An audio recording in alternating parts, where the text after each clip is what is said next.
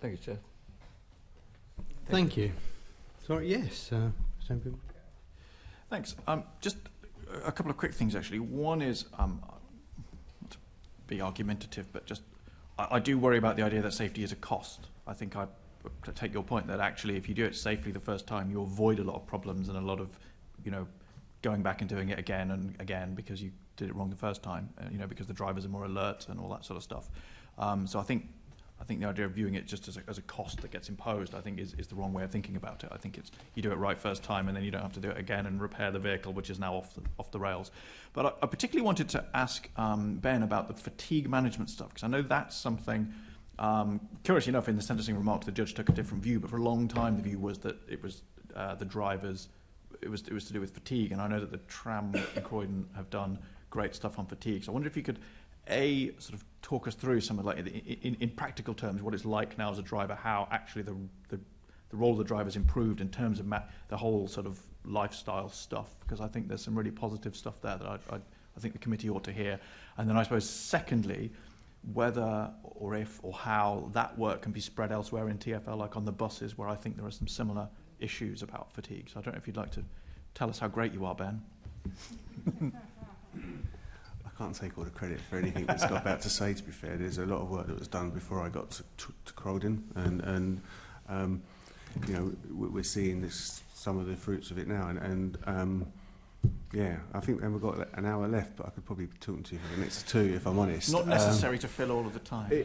There's so much to do, and I think the first part was the introduction of the Guardian, the system there that allowed drivers to be alerted to any tension. We were then aware as a management team of this occurring. We put measures in place. But fundamentally, we went back to sort of the beginning and just looked at what our fatigue risk management was doing, how was it being implemented. And we made some significant changes. We introduced a fatigue risk management group. They meet quarterly. It consists of myself, the head of safety, union reps, drivers, allocation staff, and the management team. And all the people that are involved in actually managing the drivers and dealing with drivers are part of this group. We look at what we do, we look at how we do things, how can we do things better, how can we allocate better, how can we improve our rosters, what is the information the Guardian gives us to direct where we have this, and what essentially the data we've got now, and we have 5 years worth of data now, which is real data from our people.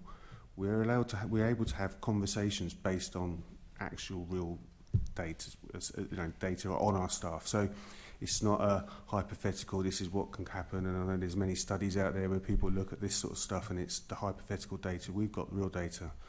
This is allowing us to drill down. It allows us to look at the areas that I just sort of briefly spoke about. But more importantly, it shows, there's a trend there. There's people that will tend to set the Guardian off more than others. There'll be people that have never set the Guardian off since it's been there. There are people that now we have a self-report fatigue system, which is non-punitive. You call in if you're before work and say you feel you're fatigued, you can call in. You then get an adequate rest before coming into work, and you'll have a fatigue conversation with your manager to ask what happened, why is that happening, and invariably those are one-off events that something happened, a screaming baby next door, or there's a party, and those kind of things. But systemically, over the time now, you then can start to drill down and see where there's trends with people. If there's more people fatigue reporting, is there a higher number? Why is that? And all this data just gives us, as management team, an opportunity to ask different questions, to be more informative, to ask people. And, a lot of people will have set the Guardian off, and they may say that they were the sun was in their eyes or something like that. All those things that happen when we do it. And actually, when they know that we have a conversation many times and more often than not, individuals know why they might have done. And it might be, like Mark said, they're perhaps watching Love Island for an hour, 2 hours too longer than should. It appears to be the root cause of all our safety problems in Love Island. I'm glad I thought I've got to get it in somewhere. It's been used twice already. But equally, an individual will know, and if you stay up a little bit later to do something, and you should be in bed, and then you're tired the next morning, that you need to make those changes, and invariably that's what happens, and people can do that, and that's what we've been able to do with the introduction with Guardian. What we're now doing is a step further, is, as I said, looking at how we roster, what duties will have Guardian activation, so I can tell, you know, how many Guardian activations we have each year over the last 5 years, what duties those have occurred on. We can then have those conversations as part of the fatigue group to say, do we need to improve those duties? How can we improve them? What benefits do we get? So there's a whole raft of what we now do with the data to allow us to almost have a profile of our business to say, when we look at changing rosters or changing how we do things, is we're doing it on an informed decision based around what data we're getting within the fatigue. So this is what we were talking about earlier with Carl, so about that sort of low-level stuff. So if you notice that if somebody works a night of a week of lates and then next week they're on a week of earlies, that you pick that, well, hang on a minute, this seems to be a risk factor for more Guardian triggerings, and then that feeds through to the rostering system. So one of my concerns is that it all gets, you look at the driver and go, it's your fault, and actually if you've just been rostered in that way, so that's a big change that you're not looking at it. So that's kind of how we look at it, and again, it's that, you know, you have your base roster, and the base rosters will meet all the fatigue risk indexes that are out there. They did previously, they still do today. It comes down to when you want to move your shift around from what's your base rotor and how that's done, and sometimes that's a driver request and sometimes that's an operational request that we have to make as a business, and it's ensuring that we do those within the right parameters. And occasionally it doesn't always work, and in which case we can flag that, challenge it, and we can ask questions. So it isn't just about this is a driver issue, this can be across the whole business, which is why we talked about fatigue training that we introduced, and we still do it as a continual basis here. And that isn't just fatigue training on what our drivers get, every management team gets it. So I get it, the exec team get it as a level, so our training is bespokely given to us as an exec team to understand fatigue from the senior management level, how we look at it, how our managers do with it. Our management team get a slightly same but slightly tweaked to what their roles are, and then you get the frontline staff that get it. And we also include our allocations and our controllers in all of this, because if they don't understand that what they're writing down and moving a job today, like I mentioned a bit earlier, can look all great, but actually the significant impact might be that what that's going to do for fatigue for drivers. So everybody's accountable for it and everybody's engaged with it, and that's from the top down. That's really excellent. That's great stuff.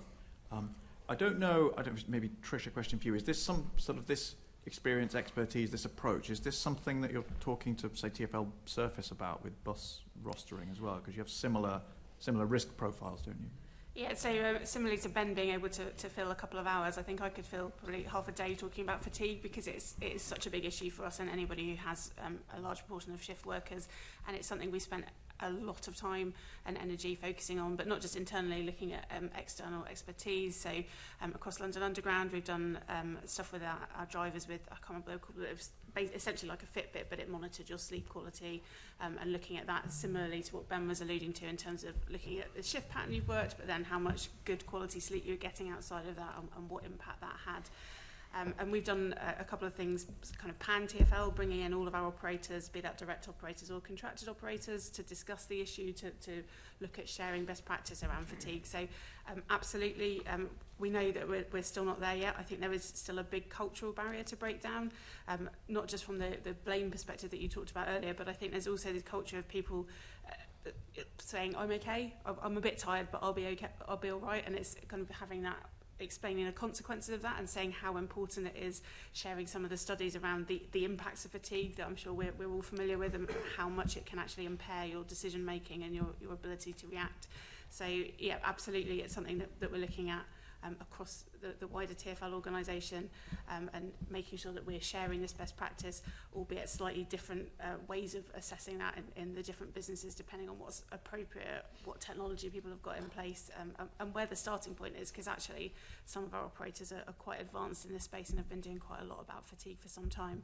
But I think it is still an evolving area, and I think, you know, with making sure that we learn from that, and as Ben said, they've now got a great database, and actually it is a really individual issue. So you could have two people doing exactly the same activities, having the same level of sleep, same quality of sleep, and then both working in early, and for one person it will be fine, and for the other person they will lose a bit of that focus. So I think it's getting into that real kind of personal level of actually what works for you as an individual, and then creating a culture where people can say, for whatever reason, early turns don't agree with my circadian rhythms or whatever it is, and having those conversations. But that's a long way from, the journey we've come on since back in 2016, where it was very early in fatigue and we weren't having those types of conversations. So yeah, absolutely, it's something we look at across the whole business. Okay, thanks. Actually, just super quick at the end, Carl, is this something, this sort of human performance fatigue stuff, is this something that the LRSSB look at as well? Very much so, yeah. I mean, I've just pick up on a couple of things. It's worth noting, I think, that the HSE through the ORR are re-engaging on their fatigue guidance with the aviation industry and what the aviation industry do on the fatigue when we've took our lead from that with our guidance, to be honest. We've got a bit of R&D going on with our colleagues at UK Tram. It's interesting what Trish said about a wearable as well. The wearable comes with other issues around IR issues and things like that. But so we're in the process of producing a document now that compares, if you like, and contrasts wearables with, say, an in-cab device like the Guardian, and to sort of, as I said, forward think about how shift patterns or a person's lifestyle or whatever may affect their ability to do the job. Because most things that the sector currently do, because this is where Guardian leads, most of the rest of the, in fact, all of the rest of the 6 cities, you intervene almost post an event, because the inattention will put the brakes on, and then there's an alert to the control centre. But something's happened already at that point. Okay, we won't, all things being equal, it won't be disastrous. You might have people fall in the vehicle, but something has happened. So we're trying to get ahead of the game there, which is what Ben was talking about there, with the guidance on the ability to highlight those, because sometimes people won't even realise they've had an episode, you know what I mean? So we're just trying to get ahead of the game